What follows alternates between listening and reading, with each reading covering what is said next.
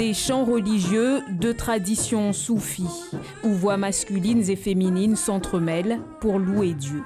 Le Maolida Chengue, une institution à Mayotte.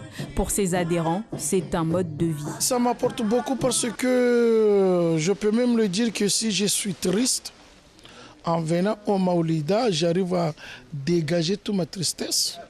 Symbole de la lutte mayotte française, il est de toutes les manifestations, politiques comme culturelles.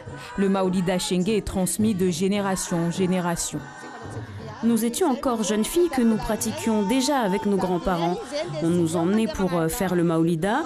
On nous a expliqué que c'était important. Pour nous, c'est un culte et non un jeu. Son entrée au patrimoine immatériel national, une évidence pour le musée de Mayotte. Il s'agit d'un patrimoine très emblématique de Mayotte. C'est la seule pratique spirituelle qui réunit en même temps les hommes et les femmes. C'est en même temps une pratique qui a en commun avec les autres pratiques et animistes d'un côté et spirituelles musulmanes de l'autre. Le résultat d'un travail entamé en 2019 est porté par des techniciens du conseil départemental. Le Maolida Chengue est présent dans toutes les familles. Achoura, dont la mère en est une fervente pratiquante, a mené une longue enquête de terrain. Au niveau historique, c'est de mémoire d'homme. C'est-à-dire que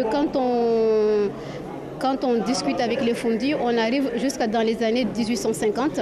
Mais au-delà, les personnes n'ont pas vraiment d'éléments historiques. Donc là, il fallait regrouper avec d'autres éléments pour cette partie-là, pour ma part, qui a été la plus difficile à rédiger. La plus grande difficulté pour ces pratiquants, préserver ce patrimoine. Et on essaye d'attirer les jeunes plus jeunes que nous, en fait, pour préparer déjà la relève. Voilà. Et au niveau des dames aussi, il y a moins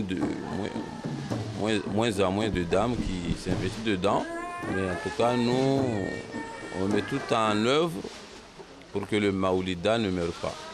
Mayotte est riche de son patrimoine immatériel, un patrimoine vivant qui ne demande qu'à voyager, à être reconnu. Prochaine candidature déposée, le débat et le Chigori.